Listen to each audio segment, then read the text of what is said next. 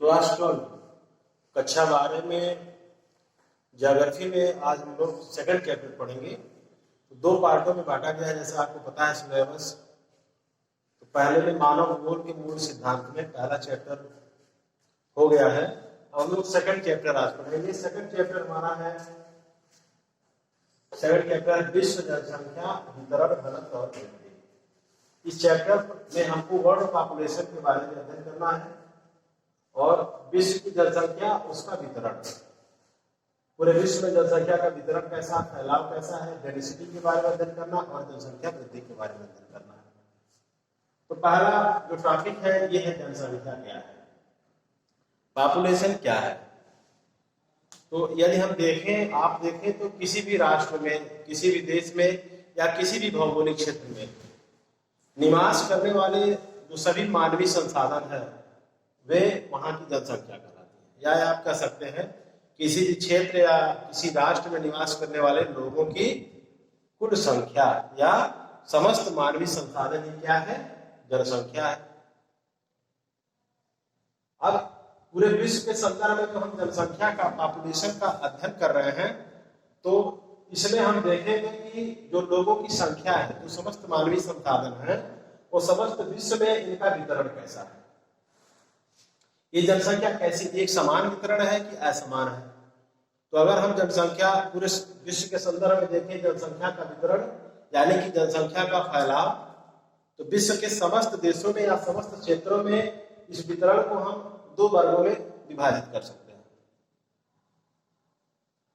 विभाजन जो होगा, जनसंख्या वितरण का जो प्रारूप होगा, इसको हम दो वर्गों में डिवाइड कर सकते हैं। एक जनसंख्या की दृष्टि से अगर आप देखें तो विश्व में मिलेंगे आप बसे हुए क्षेत्र, जहां पे मानवीय संसाधन है, जहां पर मानव लोग रहते हैं, और दूसरा है बिना बसे हुए क्षेत्र, मतलब जहां पर मानव है लेकिन बड़ी कम संख्या में है, तो उसके अंतर्गत हम बिना बसे हुए क्षेत्र को लेते हैं।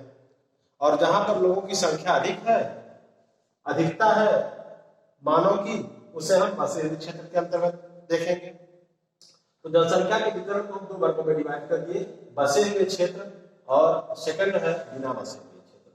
बसे हुए क्षेत्र में हम देखें तो पूरे वर्ल्ड में, जैसे आपको पता है कितने कॉन्टिनेंट है, ये सब कितने महाद्वीप है, ये सब तो आपको पता ही है। तो बसे हुए क्षेत्र में अगर हम देखें पूरे विश्व में, तो तीन पार्ट में डिवाइड करेंगे। एशियाई जनसमूह, इसके बाद यूरोपियन जनसमूह, फिर अमेरिकन जनसमूह। ये तीन ऐसे क्षेत्र हैं जहां पर आबादी, लोगों की संख्या बहुत अधिक मिलती है। अब एशियाई जनसमूह में देखेंगे, आपको पता है एशिया विश्व का सबसे बड़ा महाद्वीप है और संख्या की दृष्टि से संख्या भी सबसे अधिक है। पूरे विश्व की जितनी टोटल पॉपुलेशन है, टोटल जितनी जनसंख्या है, उसके लगभग 60% लोग कहाँ पे रहते हैं, एशिया महाद्वीप में निवास करते हैं। और एशिया महाद्वीप में भी, एशिया महाद्वीप को कई पार्ट में डिवाइड किया गया है, जैसे पूर्वी एशिया, दक्षिण पूर्वी एशिया, दक्षिण एशिया, पश्चिमी एशिया, मध्य एशिया, कई पार्टों में डिवाइड किया गया है। लेकिन जो घने बसे हुए क्षेत्र हैं एशिया में भी, आप देखेंगे पूर्वी एशिया। पूर्वी एशिया में आप देखेंगे चाइना हो गया, कोरिया हो गया, जापान हो गया, ये देश आ गए। इसके अलावा दक्षिण पूर्व एशिया देखेंगे, दक्षिण पूर्व एशिया में जैसे आप देखेंगे Myanmar, Thailand, Vietnam, Cambodia, Laos, Indonesia, ये सब कंट्रीज आएंगे। दक्षिण एशिया में देखेंगे तो दक्षिण एशिया में भारतीय महाद्वीप के देश आएंगे, जैसे पाकिस्तान, बांग्लादेश, भारत, श्रीलंका, नेपाल, ये सब आएंगे। तो कहने का यहाँ हमारे अभिप्राय है कि एशिया जनसमूह में समस्त विश्व की 60% जनसंख्या रहती है, और एशिया में भी दक्षिण एशिया और पूर्वी एशिया और दक्षिण पूर्वी एशिया में अधिक जनसंख्या मिलती है। यहाँ पे जो जनसंख्या मिलती है यह 10 डिग्री उत्तरी अक्षांश से लेकर के 40 डिग्री उत्तरी अक्षांश के बीच अधिक जनसंख्या मिलती है। एशिया महाद्वीप में 10 डिग्री उत्तरी अक्षांश से लेकर के 40 डिग्री उत्तरी अक्षांश के बीच में मिलती है। अब एशिया महाद्वीप में जो जनसंख्या है उसका मुख्य व्यवसाय कृषि है। मुख्यतः यह कृषि प्रधान क्षेत्र है।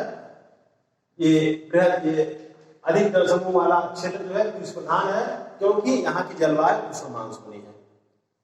तो इस कारण से एशियाई जनसमूह में आप देखेंगे अधिक जनसंख्या मिलती है।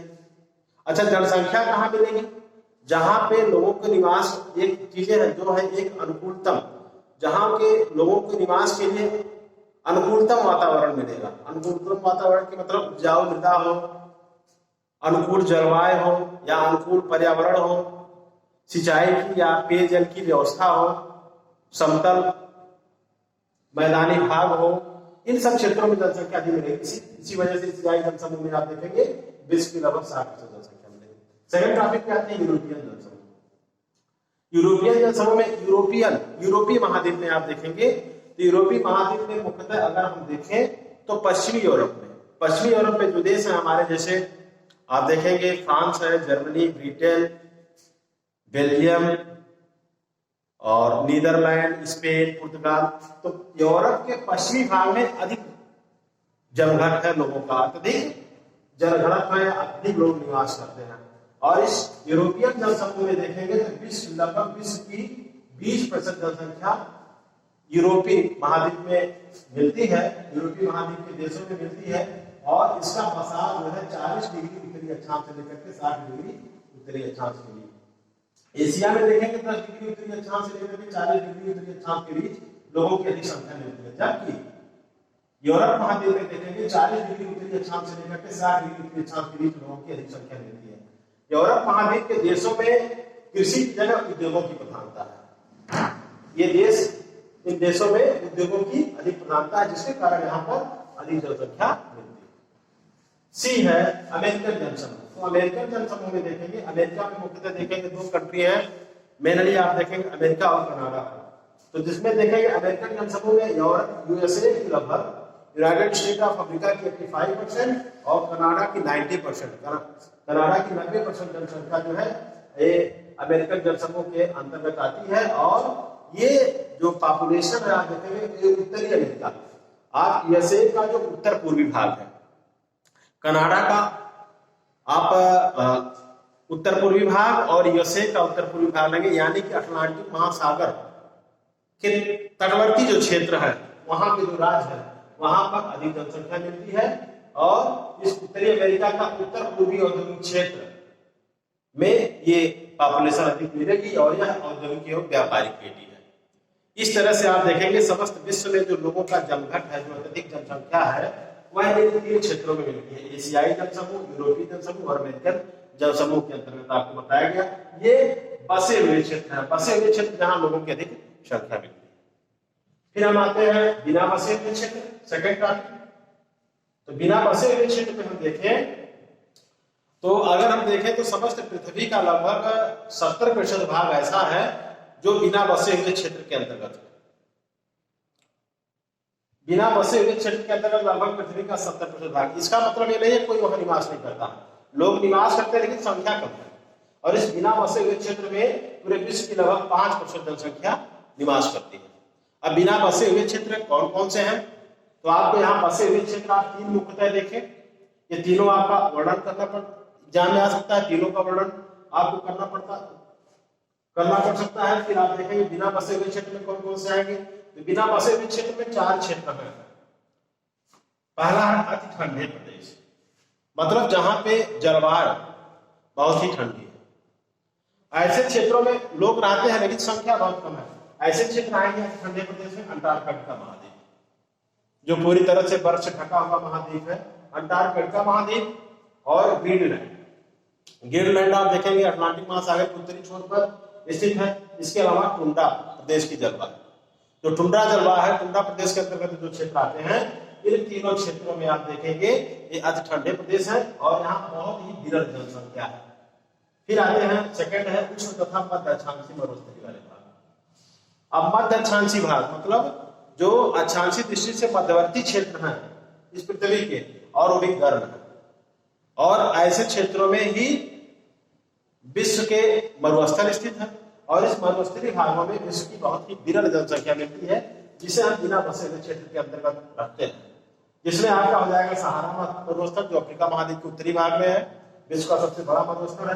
फिर हम देखते हैं कालाहारी मरुस्थल, जो अफ्रीका महाद्वीप के दक्षिणी भाग में है, जिसके अंतर्गत आप देखेंगे जो देश है मुख्यतः अफ्रीका, दक्षिण अफ्रीका का उत्तरी भाग, और आप देखेंगे बोत्सवाना लैंड, ये सब कंट्री कालाहारी मरुस्थल के अंतर्गत आएंगे। फिर अटाकामा मरुस्थल देखेंगे, अटाकामा मरुस्थल जो चिली के उत्तरी भाग में है, दक्षिणी अमेरिका महाद्वीप में स्थित है।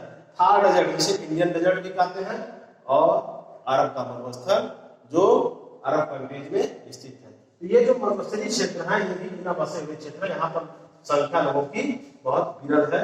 हाँ, इस क्षेत्र में आप देखेंगे जैसे अरब डेजर्ट में देखेंगे कुछ ऐसे क्षेत्र हैं, कुछ ऐसे कंट्रीज है जहाँ सिटी वगैरह है, जैसे संयुक्त अरब अमीरात का देखेंगे, कुवैत का देखेंगे, जो सिटी है वहां पे पॉपुलेशन आपको अधिक मिल सकती है। लेकिन और एरियाज में देखें जो डेजर्ट एरियाज है वहां पर लोगों की संख्या बहुत कम है। फिर आते हैं, थर्ड है विषुवत-रेखीय आर्द्रवन। विषुवत-रेखीय पेटी में यानी कि 0 डिग्री से 10 डिग्री उत्तरी, 0 डिग्री से 10 डिग्री दक्षिणी अक्षांश के बीच वाला जो क्षेत्र है, और वहां की जलवायु कैसे है, उष्ण और आर्द्र जलवायु है, मतलब गर्मी बहुत है और ह्यूमिडिटी भी अधिक है। तो ऐसे क्षेत्रों में आप देखेंगे दक्षिण अमेरिका महाद्वीप में देखेंगे जैसे ब्राजील में मुख्यतः देखेंगे अमेजन नदी बेसिन वाला क्षेत्र, और अफ्रीका महाद्वीप में देखेंगे कांगो नदी बेसिन वाला क्षेत्र। ये सभी उष्ण आर्द्र जलवायु के अंतर्गत आएंगे और ये विषुवत-रेखीय जलवायु के अंतर्गत आएंगे। यहाँ पर अत्यधिक टेम्परेचर और अत्यधिक ह्यूमिडिटी के कारण पॉपुलेशन बहुत ही कम मिलती है, यानी कि जलवायु अनुकूल नहीं है, जलवायु की प्रतिकूलता के कारण यहाँ लोगों की संख्या बहुत कम मिलती है। फिर आते हैं लास्ट है ऊंचे पर्वत, और वर्ल्ड के जो हाईएस्ट माउंटेन्स है वहां आप अगर देखें ऊंचे पर्वतीय क्षेत्रों में, जैसे एशिया महाद्वीप में देखेंगे भारत के उत्तर में हिमालयन माउंटेन, इसी तरह से उत्तरी अमेरिका में देखेंगे रॉकीज, दक्षिणी अमेरिका में देखेंगे एंडीज, आप यूरोप महाद्वीप में आल्प्स देख सकते हैं, और इसके अलावा आप देख सकते हैं अफ्रीका महाद्वीप में एटलस। ये जो वर्ल्ड के ऊंचे पर्वतीय क्षेत्र हैं यहाँ पर भी जनसंख्या बहुत ही कम मिलती है, और ये सभी क्षेत्र इस तरह से, ये चारों क्षेत्र अति ठंडे प्रदेश, उष्ण तथा मध्य अक्षांशीय मरुस्थलीय भाग, विषुवत-रेखीय आर्द्रवन वाले प्रदेश और ऊंचे पर्वतीय भाग ये बिना बसे हुए क्षेत्र के अंतर्गत आते हैं। इस तरह से अगर हम देखें जनसंख्या का वितरण देखें, जनसंख्या का फैलाव देखें वर्ल्ड लेवल पर हम देखें तो ये दो प्रारूप हमको देखने को मिलेंगे, एक बसे हुए क्षेत्र और एक बिना बसे हुए क्षेत्र। आज इसी में हम एक और यहाँ पर एक चार टॉपिक लिखा हुआ, 4 वर्गों में बांटा गया है, जैसे उच्च जनसंख्या उच्च वृद्धि दर वाले क्षेत्र, निम्न जनसंख्या निम्न वृद्धि दर वाले क्षेत्र। उच्च जनसंख्या उच्च वृद्धि दर वाले क्षेत्र या निम्न जनसंख्या निम्न वृद्धि दर वाले क्षेत्रों के आधार पर हम इसको 4 पार्टों में बांटे हैं। तो आप देखेंगे वर्ल्ड में कुछ ऐसे कंट्री है जो पहले में आते हैं, उच्च जनसंख्या उच्च वृद्धि दर, मतलब जहां की पॉपुलेशन अधिक हो और वहां पर जन्म दर भी अधिक हो, जनसंख्या वृद्धि दर भी अधिक हो। तो ऐसे देश आप देखेंगे चीन वर्ल्ड का विश्व का जनसंख्या की दृष्टि से प्रथम स्थान है, इसका सर्वाधिक जनसंख्या वाला देश है। तो चीन, भारत, इंडोनेशिया और पाकिस्तान, इसी में बांग्लादेश भी आ जाएगा। ये उच्च जनसंख्या वाले देश है और यहाँ पर वृद्धि दर भी जनसंख्या की अधिक है। फिर आएंगे उच्च जनसंख्या निम्न वृद्धि दर। इन देशों में जनसंख्या तो अधिक है लेकिन जो वृद्धि दर है जनसंख्या की वह क्या है, निम्न है। ऐसे देशों में हमारा संयुक्त राज्य अमेरिका आएगा, यूएसए आएगा, फिर रूस आएगा, जापान आएगा, इटली आएगा, स्पेन आएगा, इसके उदाहरण ये देश हो गए। फिर आप देखेंगे निम्न जनसंख्या उच्च वृद्धि दर। कुछ ऐसे देश हैं जहां जनसंख्या बहुत कम है लेकिन जन्म दर बहुत अधिक है, जनसंख्या वृद्धि दर बहुत अधिक है। ऐसे देशों में आप देखेंगे टर्की, इजराइल और इसके अलावा अफ्रीका के देश। अफ्रीका के देशों में देखेंगे नाइजर, नाइजीरिया, इसके अलावा और भी चाड, ये सब ये वहां के देश हैं जहां पर निम्न जनसंख्या बहुत कम है लेकिन जनसंख्या की वृद्धि दर बहुत अधिक है। फिर आप फोर्थ में देखेंगे निम्न जनसंख्या निम्न वृद्धि दर। ऐसे देश जहां पर जनसंख्या बहुत ही कम है और वहां पर जन्म दर यानी कि जनसंख्या वृद्धि भी बहुत कम है। तो ऐसे देशों में आएंगे कनाडा, फ्रांस, ब्रिटेन, ऑस्ट्रेलिया और न्यूजीलैंड। तो ये इनका 4 वर्ग हो गया। तो जनसंख्या वृद्धि कब होगी, तो आप जनसंख्या वृद्धि वहीं अधिक होगी जहां पर जन्म दर उच्च हो और मृत्यु दर निम्न हो। जितना ही जन्म दर और मृत्यु दर का अंतर बढ़ता जाएगा, जन्म दर अधिक होगा और मृत्यु दर निम्न होगी, उतने ही जनसंख्या की वृद्धि दर होगी। तो इस टॉपिक में हम लोगों ने इतना देखा जनसंख्या क्या है, जनसंख्या किसे कहेंगे। तो किस आपको दोबारा एक बार बता दे रहे हैं, किसी भी क्षेत्र में या किसी भी राष्ट्र में निवास करने वाले समस्त मानवीय संसाधन वहां की जनसंख्या कहलाते हैं। अब जनसंख्या का वितरण हमने आपको बता दिया, वितरण के 2 प्रारूप बता दिए, बसे हुए क्षेत्र, बिना बसे हुए क्षेत्र। इसके अलावा जनसंख्या की उच्च जनसंख्या कहाँ है, निम्न जनसंख्या कहाँ है, वृद्धि दर कैसी है, निम्न वृद्धि दर है, उच्च वृद्धि, इसके आधार पर हमने 4 वर्गों में बांट दिया। इसके बाद नेक्स्ट वीडियो में हम लोग जो है जनसंख्या घनत्व के बारे में अध्ययन करेंगे, डेंसिटी ऑफ पॉपुलेशन के बारे में अध्ययन करेंगे। आज इतना ही। टेक्स्ट बुक से आप लोग इसका पूरा डिटेल पढ़ेंगे, उसके बाद एक शॉर्ट नोट्स बनाएंगे।